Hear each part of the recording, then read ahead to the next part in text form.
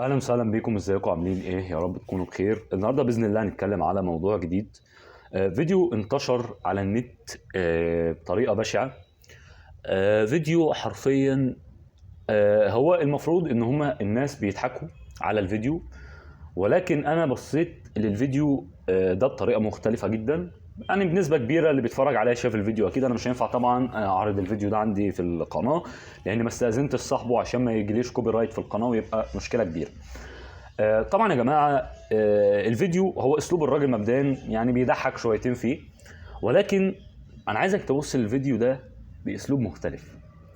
الفيديو ده حرفيا بيبين لك ان احنا في كارثه. هو يوميته ب 110، اقصى طموحه انه يزيد 20 جنيه. اقصى طموحه انه يزيد 20 جنيه، دي الحاله اللي احنا وصلنا فيها. الفيديو حرفيا انا ما ضحكتش عليه. هو زي ما قلت لكم ان اسلوب الراجل بيضحك، ولكن انا ما ضحكتش عليه، لان مبدئيا هو راجل اسلوبه كده. ولكن انا بصيت للفيديو من زاويه تانية.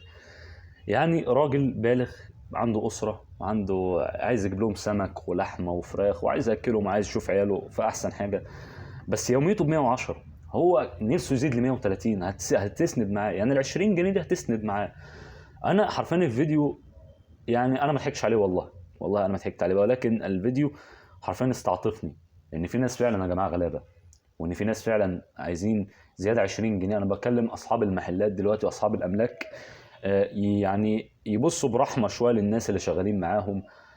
لان حرفيا الحاله بقت صعبه. انا النهارده لما اكون شغال معايا واحد بحاول ازقها معايا شويه. ليه؟ والله انت لو زقتها معايا ربنا هيكرمك، وعلى فكره هتبيع اكتر على فكره يعني. فاهم؟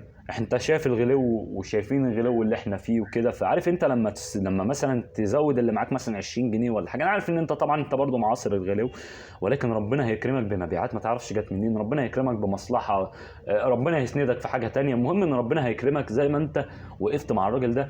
فاهم؟ ربنا بيكرم. فيا جماعه يا ريت ما نبصش للفيديوهات اللي زي دي بطريقه تضحك، حتى وان كان هو بيقولها بهزار، ولكن انا عايز اوريك ان احنا في كارثه.